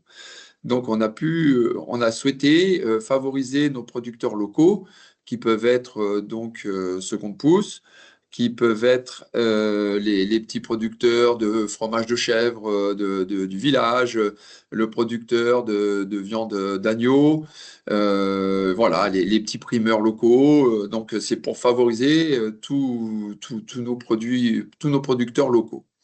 Tout en leur permettant de se référencer auprès de certains fournisseurs comme Localise, Manger Bio en Provence, etc. Et on les a informés qu'il y avait cette possibilité. On a informé aussi Localise et Manger Bio en Provence, que nous avions des petits producteurs afin aussi de leur donner plus de possibilités de produire en fait et d'évoluer, quoi. Alors, si vous voulez, je peux vous donner, je ne sais pas si c'est important ou quoi, s'il faut nommer encore Déjà la suite. comment, On fera après. alors, on fera après sur les lots. Alors, on passe à la slide suivante. Concernant les lots 1, 2, 4 et 5, produits surgelés, épicerie, boissons, produits laitiers et ovoproduits traiteurs frais, ils ont été passés sous la forme d'un accord cadre multi-attributeur en cascade. Ça veut dire, Michel. Mathieu Tripot a déjà expliqué ce que c'était un accord cadre multi-attributaire. La plupart d'entre vous doivent le savoir, mais en cascade. Pourquoi en cascade? Mathieu Tripot l'a déjà expliqué. Nous, on a eu un vécu donc, avec ce premier marché de 2021 qui ne permettait pas, nous avons eu des ruptures de stock, non-livraison de produits, et il a été de solliciter d'avoir un deuxième fournisseur pour qu'on puisse, en cas de, justement, de manquement ou de rupture, on puisse ne pas être bloqué, la cuisine centrale ne pas être bloquée. C'est pour ça que certains lots ont été demandés en cascade, hein. Donc, le principe, eh ben, il n'est pas compliqué, hein. Je ne sais pas si vous connaissez ou si vous voulez en savoir plus, éventuellement. Voilà, c'est vraiment un choix pour éviter les ruptures ou en cas de grève ou quand il y a des différentes problématiques qui peuvent intervenir vers le titulaire principal. On a la possibilité d'aller vers le titulaire secondaire parce que c'est un titulaire secondaire et ce n'est absolument pas un groupement, hein, attention, hein. C'est vraiment deux entités totalement différentes qui ne se sont pas mis en groupement et qui on peut constater. Après, les clauses, elles se mettent dans le CCAP, savoir comment vous voulez fonctionner. Nous, on a fait le choix d'attribuer des bons de commande sans formalisme particulier en fonction des besoins, de nos besoins, sans obligation de répartition ni de montant en quantité ou en minimum, hein. Donc, et en fait, l'avantage qu'on a sur ces lots en cascade, c'est qu'on a des prix négociés et des prix avec des remises en plus consenties sur 2 fournisseurs pour certains de ces lots. Il faut savoir, le lot épicerie boisson, malheureusement, nous n'avons eu qu'une seule réponse, donc le cascade ne peut pas exister, ainsi que pour le tracteur frais. Donc, en fait, pour tout ce qui est produits surgelés et produits laitiers ou vos produits, nous avons donc 2 titulaires sur ce marché. Concernant les lots 1 et 4, donc ça, c'est ce que je viens de vous dire. Les lots 3 et 6, donc c'est un mono-attributaire. Alors, le lot 3, là, on a fait le choix de toucher un peu d'un producteur locaux par le référencement auprès de Localise. Donc là, c'est la société Localise qui a répondu à ce lot 3 qui est nommé Autres denrées. Autres denrées, pourquoi? Parce que Localise propose différents, aussi bien de la viande que certains laitages, que des produits bio aussi. Donc, on n'a pas voulu restreindre dessous et donner la possibilité, comme on disait tout à l'heure, à nos petits producteurs de pouvoir se référencer auprès d'eux. Le lot 6, c'est que des produits biologiques et le sourcing a démontré que certains produits, dans les autres denrées alimentaires, ne pouvaient pas être transmises. Donc, Manger Bio en Provence a répondu à ce lot 6. Manger Bio en Provence, c'est une structure qui travaille sur toute la région PACA, exclusivement, et sur laquelle aussi il y a possibilité, donc on a vu avec Manger Bio en Provence, de faire référencer. Si nos petits producteurs le souhaitent, ils peuvent se faire référencer auprès d'eux. Donc ça, après, c'est un arrangement entre eux, mais on a invité nos petits secondes pousses, entre autres, notre petit vendeur aussi d'agneaux, tout ça. Oui. En fait, on les a incités, même notre fromager, voilà, d'éventuellement pour pouvoir bénéficier aussi un peu de ce marché, de leur faire profiter, voilà.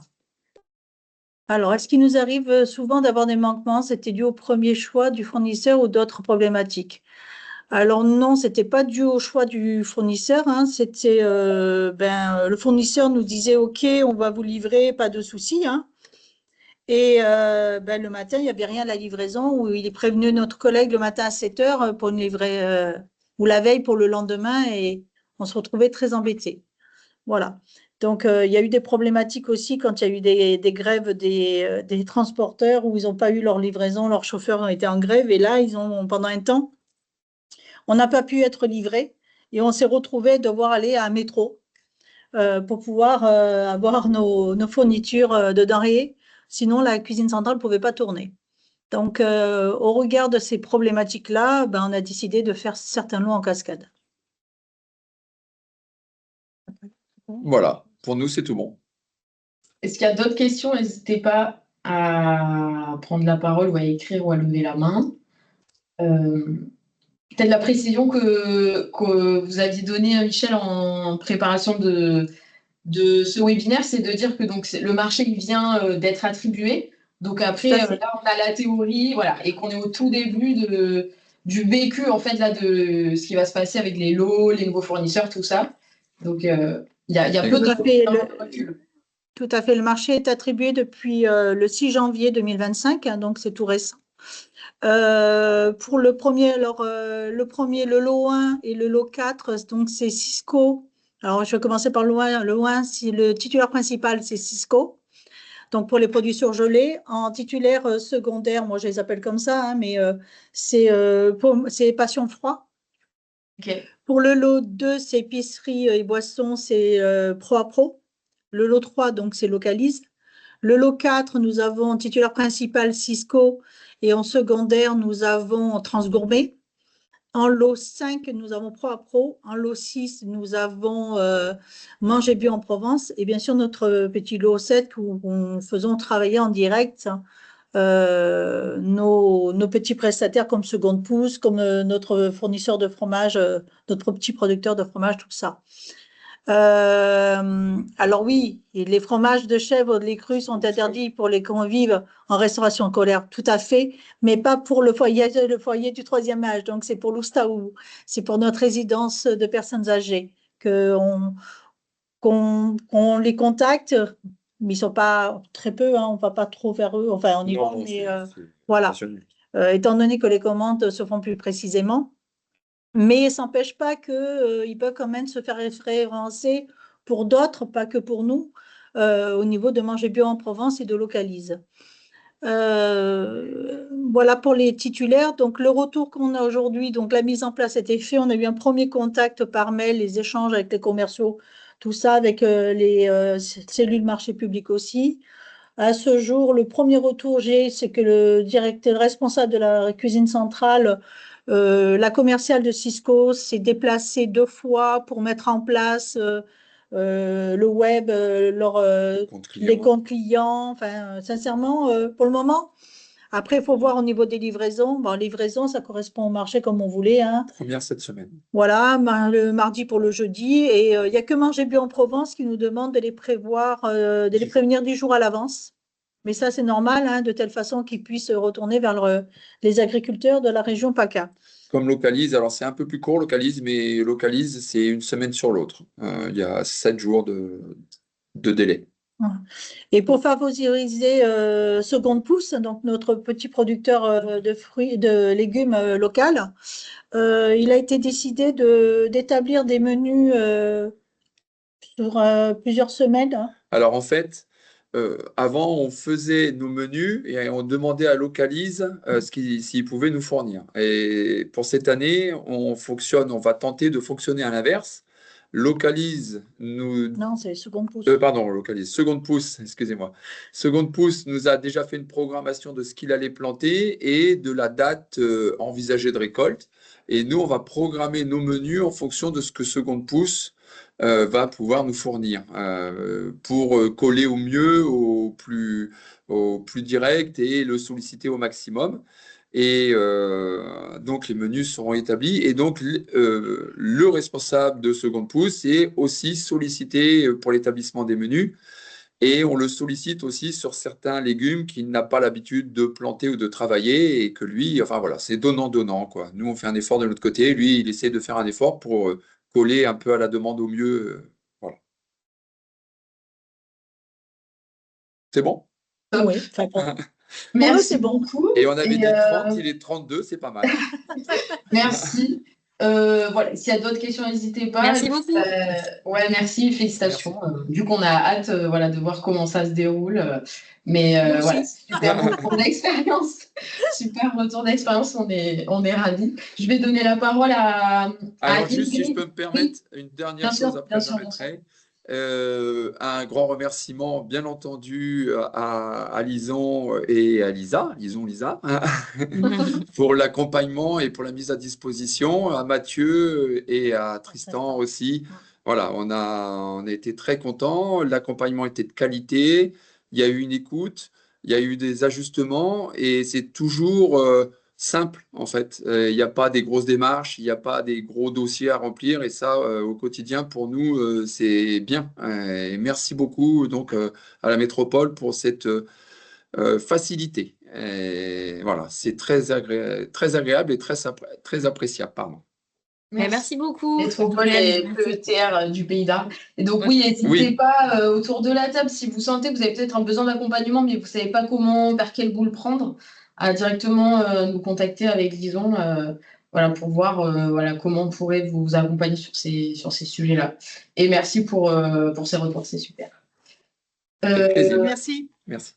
On va enchaîner avec Ingrid donc, de la commune de Boulbon. Est-ce qu'il y avait des questions peut-être juste sur le… Ah oui. Ben, j'en vois pas d'autres. À part, elle a répondu directement sur les fromages de chèvre, donc les crus, et j'en voyais pas d'autres, je vois pas de main levée. Mais n'hésitez pas, on a le temps, si vous avez des questions, si elles vous viennent après. Voilà. Ingrid? Alors, voilà, on va laisser la parole à Ingrid, donc de la commune de Boulbon, avec une situation un peu différente, puisqu'il n'y a pas vraiment de marché, mais il y a un gros travail de sourcing qui fait la différence. Donc voilà, Ingrid, je te laisse la parole. Déjà, bonjour à tous. Alors nous, sur Boulbon, donc c'est une petite commune de 1300 habitants. On n'est pas du tout dans le même cas de figure. En fait, on a un nouveau bâtiment qui a été construit depuis 5 ans à peu près, qui inclut la maternelle et la cantine. Et on fait à manger sur place en liaison chaude et froide de 140 repas à peu près par jour, divisés en 3 services, maternelle et 2 services de primaire. Nous, on n'a pas de marché public. On est 2 à travailler dans la cantine, donc on doit s'occuper aussi bien de l'élaboration des menus, faire la cuisine, le ménage, le service. Donc c'est vrai qu'il n'y a pas quelqu'un qui est destiné juste à ça. Donc c'est pour ça que ça nous a bien servi d'être avec Lison et avec Lisa, parce que c'est pas évident quand on est à 2 pour tout gérer. Donc du coup, on a fait un travail progressif sur le sourcing parce qu'on ne s'est pas piégé pour se rajouter 10 fournisseurs du jour au lendemain et ne plus s'en sortir au niveau des commandes, des livraisons, etc. Donc, on a fait les choses progressivement. À savoir que de base, nous, on travaillait avec Transgourmet qui avait une solution équilibre qui nous proposait des pré-menus, des précommandes déjà établies, mais on s'est rendu compte déjà que la provenance des viandes, la provenance des féculents, enfin, il n'y avait rien qui allait réellement, parce qu'on n'était pas dans une démarche ni locale, ni vraiment bio. Et on n'avait pas non plus les mêmes normes au niveau du GEM, RCM. Moi, il y a beaucoup de choses qu'on ne respecte pas réellement pour éviter le gaspillage. Il faut être concret. Je veux dire, on ne peut pas proposer 120 grammes de poisson à des enfants. C'est pas, enfin, ça va être jeté. Donc, on avait trouvé d'autres solutions. Donc, on a arrêté cette solution-là à la rentrée et on a commencé à faire un gros travail de sourcing au préalable. Donc, nous, on travaille en gré à gré parce qu'on n'a pas de… On a un petit budget là-dessus, on est moins de 40 000 €, donc ça ne sert à rien de faire un appel d'offres, etc. On a repris toutes nos fournitures essentielles. Et là, on a cherché au plus près. On a fait une étude de marché pour la viande entre Al-Azhar et la cheville provençale par rapport aux frais de livraison, par rapport à la qualité de la viande et la diversité. On est tombé d'accord sur le fait qu'Al-Azhar, c'était plus intéressant pour nous. Grâce à la formation, pareil, des cuisines nourricières avec le Loubata mis en contact par le PAT, on a rencontré une cuisinière exceptionnelle à Saint-Étienne-du-Grèce qui nous a parlé de son poissonnier, qui lui livrait les poissons, les filets, des arrêtés. Et donc, du coup, voilà, là, à partir du mois de janvier, on a commencé avec lui. Donc, premier nouveau fournisseur à Al-Azhar en septembre. Là, on est passé avec l'entrepôt du poissonnier à Saint-Étienne-du-Grèce. Et ensuite, nous, notre particularité, c'est qu'on se sert de notre primeur, donc utile, pour ne pas le citer, à Boulbon, comme d'une plateforme. Vu que justement, tous les petits agriculteurs, ils n'ont pas de quoi nous livrer en quantité, ou c'est compliqué pour eux, ou il ne faut pas nous rajouter un service de livraison et de commande en plus. On passe par Utile Boulbon, on lui a fait un cahier des charges et c'est lui qui nous commande ce qu'on a besoin au niveau des fruits et légumes. Donc, sur notre cahier des charges, on lui a dit soit on voulait du bio, soit du local à moins de 20 km. Donc, nous, vu qu'on est une commune très arboricole, c'est beaucoup plus pratique de passer par Utile que de passer par chaque agriculteur en fonction de la saison, en fonction de… Voilà, il nous sert vraiment de plateforme, il s'adapte au niveau de nos prix, donc on peut quand même toujours travailler avec les petits commerçants et il faut juste leur donner un cahier des charges Voilà. Après, voilà, pour le bio, oui, on est passé à 50% de bio là depuis la rentrée. On est bon. Et pour le surgelé bio en cours, pareil, c'est quelqu'un de rencontré à Saint-Rémy de Provence lors d'une formation du Loubata aussi, qui nous a parlé de surgelé bio qui était fabriqué à Carpentras. Donc ça, c'est pareil, c'est en étude. On va voir aussi pour faire des livraisons avec les communes aux alentours pour éviter voilà, de payer des frais de livraison en plus. Et pour le pain bio, il faut voir avec le boulanger. Donc, je pense qu'on peut petit à petit, sans se mettre la pression, se rajouter des points positifs sur Egalim. Voilà, sans vouloir tout faire d'une traite, quand on peut y aller tranquillement. Voilà, Progressivement. Voilà, progressivement, c'est ça. Super. Et Merci, merci Ingrid. Qu'est-ce que tu peux dire enfin, donc il y a le fait de sourcer des nouveaux produits, mais après ça induit quand même un peu voilà, des changements, que ça soit en cuisine ou en salle. Par exemple, nous, pour la viande, on a nettement moins de pertes à la cuisson en prenant de la viande d'Al-Azhar qu'en prenant des steaks hachés surgelés ou des trucs comme ça, ou des rôtis. Voilà, on a une provenance où ils ont été piqués à l'eau, je ne sais pas, mais je veux dire, sur la quantité de faim, déjà, je ne suis pas obligée d'en commander autant qu'avant pour avoir le même rendu aussi. Donc ça, c'est quand même pas mal. Pour les fruits, c'est pareil, vu que c'est bio, voilà, quand je commande une caisse d'oranges, elles sont toutes plutôt pas mal et j'ai pas la moitié qui est pourrie. Donc oui, il y a des voilà. Après, nous, on est dans une commune, enfin, notre commune n'est pas endettée ni quoi que ce soit, donc on n'a pas de grosses restrictions budgétaires non plus.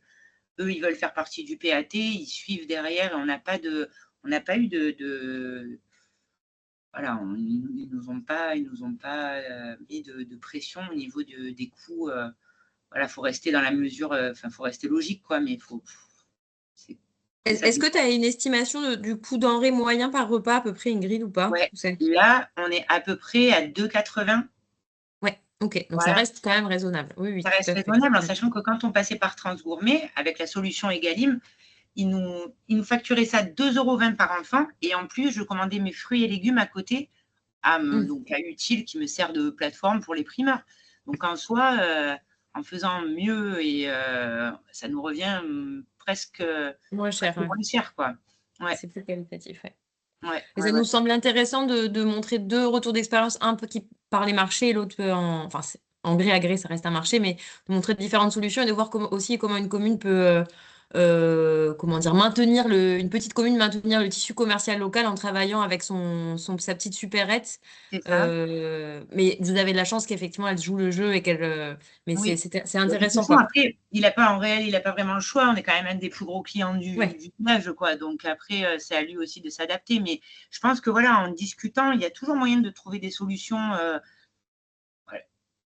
sans devoir forcément passer par les grossistes. Nous, par exemple, Transgourmet, on s'en sert maintenant que pour le sec un peu et le surgelé, mais je pense qu'on va changer ou qu'on va mettre quelqu'un d'autre sur le coup parce qu'il y a beaucoup trop de…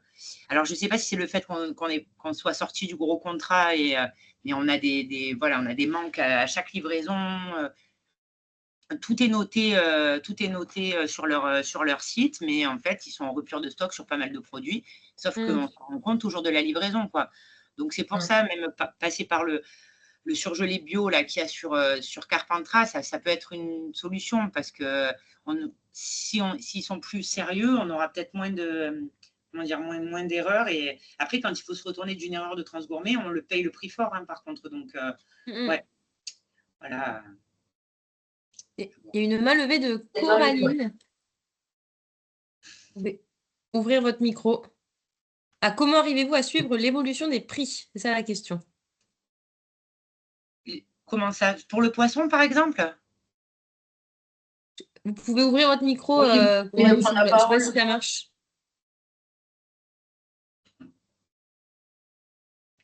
Allô? Oui, c'est bon, je crois. Mais on ne vous entend pas. C'est le suivi, j'imagine que c'est dans le sens le suivi des variations de prix avec les cours qui évoluent. Est-ce que vous avez un outil peut-être de suivi ou avec le défi? Ouais. Oui, c'est ça, voilà, un outil. Pour le poisson, par exemple, En fait, on a changé, pareil, on a informé les parents, on leur a fait passer des affiches, etc. Quand on allait changer l'intitulé du poisson par la dénomination du poisson par pêche du jour. Comme ça, au moins, en fait, moi, j'appelle le mardi, il me donne les variations et le cours du poisson et je marque juste pêche du jour. Je développe pas sur mes menus parce que je les fais quand même au mois. Et après, je préviens les enfants, tiens, aujourd'hui, c'est de l'aigle fin, aujourd'hui, c'est ci. Mais au moins, il n'y a pas de… Voilà, je ne dois pas payer un poisson 30 € le kilo à la place d'une quinzaine, quoi. Ça reste… si c'était ça la question, voilà, on le sait du mardi pour le jeudi. On l'a directement au téléphone. Ok, merci. Est-ce qu'il y a d'autres questions?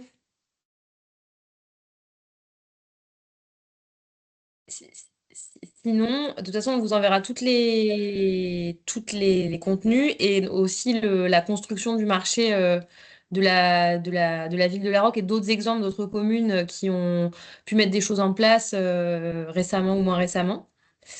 Et voilà. Et il y a une autre question de Valérie Torcol de Jouques. Est-ce que vous avez une diététicienne pour les menus? On n'a pas de diététicienne qui suit les menus. On a fait j'ai fait une formation de diététique et là, je vais en refaire une je pense, dans le courant de l'année pour me remettre à jour, mais on le fait nous-mêmes. Après, voilà, on a des trames de menus de base avec les fréquences de chaque chose et on respecte juste la trame de base. Hein. Voilà. Ok. Et je pense qu'on, peut-être pas tout de suite, mais on fera à la rentrée de septembre 2025 une formation diététique sur comment intégrer des produits locaux et durables en lien avec le côté nutrition des menus. Voilà, parce que c'est pas… Voilà. Ben, je serai là. C'est pas toujours… Parce que c'est vrai que souvent, on parle de diététique, mais pas forcément de l'association avec les produits locaux, la saisonnalité. Enfin, on en a parlé avec quelques diètes et c'est pas forcément lié. Donc, on va essayer de trouver quelqu'un qui puisse nous faire une formation là-dessus. Ouais, super. Voilà. À la rentrée Pas 2025. dans quelques mois. Ok. Si vous n'avez pas d'autres questions… Il y a des félicitations de Hugo Fontaine pour Ingrid. Vous avez fait un beau travail qui n'est pas toujours évident. Voilà, pareil, le fait de gérer entre le sourcing et la préparation. Voilà. Donc, bel exemple aussi. Mais après, on a de bons retours de la part des enfants. Hein. On voit qu'on ne se casse pas la tête pour rien quand même. Hein. Donc, c'est motivant aussi. Hein. Et les parents aussi le voient, hein, parce qu'on a fait aussi un peu de com. Voilà, vous nous aviez envoyé un peu des affiches. On a nos fournisseurs qui nous en envoient. Donc, ils voient bien qu'il y a un gros changement, qu'il y a du travail. Et franchement, on a des bons retours. Moi, quand je vais chercher mes enfants à l'école, il n'y a jamais personne qui se plaint de ce qu'on fait.